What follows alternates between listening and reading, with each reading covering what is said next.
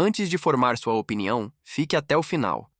O que você vai ouvir agora envolve sanções internacionais, soberania brasileira, o papel do Supremo Tribunal Federal e uma frase que dividiu o país: a verdade venceu. O que realmente aconteceu nos bastidores dessa decisão dos Estados Unidos?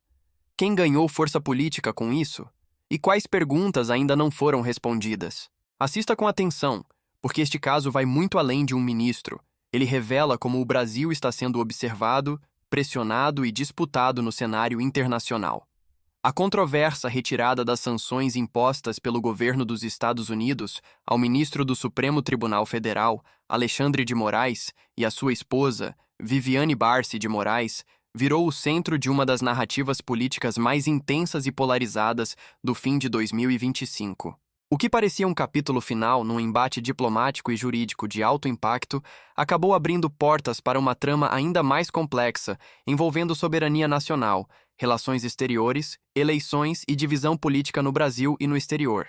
O episódio começou em julho de 2025, quando o governo americano, sob o comando do presidente Donald Trump, incluiu o nome de Alexandre de Moraes na lista de sancionados da Lei Global Magnitsky, um mecanismo legal criado nos Estados Unidos para punir, unilateralmente, supostas violações de direitos humanos e corrupção. Sob essa lei, os bens dos sancionados podem ser congelados, cidadãos americanos são proibidos de fazer negócios com eles e vistos de entrada podem ser revogados. Na época, a justificativa oficial do secretário do Tesouro americano, Scott Bessent, foi dura. Moraes teria conduzido prisões arbitrárias, promovido censura e participado de uma campanha opressiva de ações judiciais, especialmente no âmbito do processo em que o ex-presidente Jair Bolsonaro foi condenado a 27 anos de prisão por tentativa de golpe de Estado após as eleições de 2022, julgamento que Moraes liderava como relator no STF. O Brasil reagiu com indignação. O Itamaraty declarou que o país não se curvaria a interferências externas e criticou a medida como uma tentativa inaceitável de interferir na soberania nacional. Mas a tensão não parou por aí.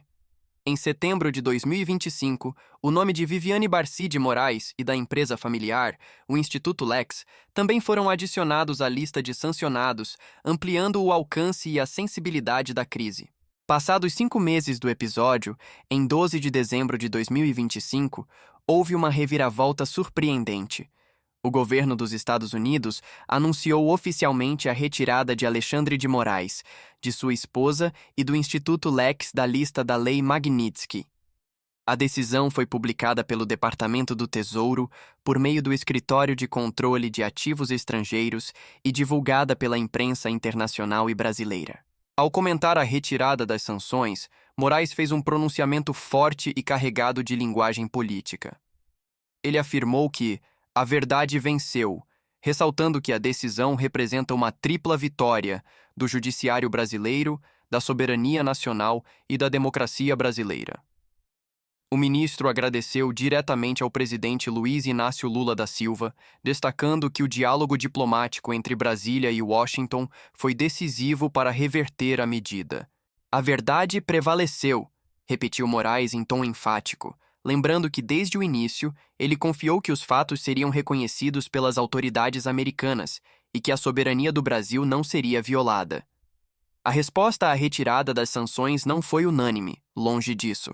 A ministra-chefe da Secretaria de Relações Institucionais, Gleisi Hoffmann, exaltou a decisão como uma vitória do Brasil e do presidente Lula, e chegou a caracterizar a medida como uma derrota para a família de Jair Bolsonaro. Por outro lado, figuras ligadas ao bolsonarismo, como Eduardo Bolsonaro, criticaram a reversão.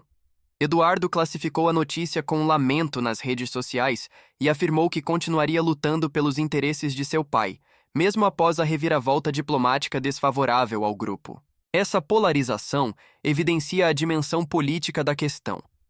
Enquanto o governo brasileiro e aliados veem a retirada das sanções como prova de respeito à soberania e ao funcionamento constitucional das instituições, opositores enxergam nas negociações com os Estados Unidos um jogo de interesses que pode ter implicações eleitorais e diplomáticas no futuro. Analistas internacionais destacaram que a reversão dessa política americana é um sinal claro de melhora nas relações diplomáticas entre Brasil e Estados Unidos após meses de tensão que envolveram desde sanções pessoais até tarifas elevadas sobre produtos brasileiros como café e carne, medidas que haviam sido justificadas por Washington como resposta às ações judiciais no Brasil. Fontes em Washington disseram que a decisão de reverter as sanções ocorreu após conversas diretas entre Donald Trump e Lula, e pode ter sido influenciada pela votação no Congresso brasileiro de um projeto de anistia que reduz penas referentes ao caso Bolsonaro, um fato que foi interpretado como progresso institucional pelos americanos. Este episódio, que já entrou para a história como um dos momentos mais marcantes da política internacional recente, coloca o Brasil no centro de um tabuleiro diplomático global, onde decisões jurídicas internas são vistas e criticadas lá fora, gerando repercussões que vão além das fronteiras nacionais. Ao mesmo tempo, levanta questões sensíveis sobre liberdade de expressão, independência do judiciário e influência estrangeira em processos internos. A frase de Moraes, "A verdade venceu", ecoa agora em um país profundamente dividido, onde cada lado vê na decisão dos Estados Unidos um símbolo do que acredita ser justo ou injusto. O impacto da retirada das sanções não ficou restrito ao campo diplomático. Internamente, o episódio acendeu um debate profundo sobre os limites do poder do Judiciário, a atuação do Supremo Tribunal Federal e o papel de Alexandre de Moraes no atual cenário político brasileiro. Para uma parcela da população, o ministro simboliza a defesa firme das instituições democráticas diante de tentativas de ruptura. Para outra, ele representa um avanço excessivo do judiciário sobre liberdades individuais e sobre o campo político. Essa divisão ficou ainda mais evidente após o pronunciamento em que Moraes afirmou que "a verdade venceu", frase que rapidamente se espalhou pelas redes sociais, sendo celebrada por aliados e ironizada por opositores. Parlamentares passaram a se manifestar de forma mais intensa. Deputados da base governista afirmaram que a retirada das sanções prova que o Brasil não pode aceitar julgamentos externos sobre suas instituições. Um senador influente declarou que o Brasil mostrou maturidade institucional e não se dobrou à pressão internacional. Já no campo da oposição, o discurso foi outro. Um deputado federal ligado à ala conservadora afirmou que a retirada das sanções não apaga as críticas internacionais sobre decisões judiciais no Brasil e que o debate sobre liberdade de expressão continua aberto. Esse embate de narrativas reforçou a sensação de que o caso Moraes ultrapassou o aspecto pessoal e se transformou em um símbolo político. O próprio Supremo Tribunal Federal passou a ser citado com mais frequência no Congresso. Projetos que discutem limites de decisões monocráticas, regras sobre investigações e até propostas de emendas constitucionais voltaram à pauta com força. Nos bastidores, ministros do STF demonstraram incômodo com o fato de uma decisão de outro país ter colocado a corte no centro de um conflito internacional. Ainda assim, houve um discurso de unidade interna, reforçando que o judiciário brasileiro não aceitaria interferências externas. Um ministro chegou a comentar reservadamente que abrir exceção agora seria admitir que decisões judiciais podem ser revistas por pressão estrangeira. Ao mesmo tempo, o governo federal passou a explorar politicamente o episódio com cautela. O presidente Lula, citado nominalmente por Moraes em seu agradecimento, adotou um tom institucional, evitando ataques diretos, mas reforçando a defesa da soberania nacional. Em encontros com aliados, o presidente teria destacado que a diplomacia brasileira agiu com firmeza e paciência, apostando no diálogo e não no confronto.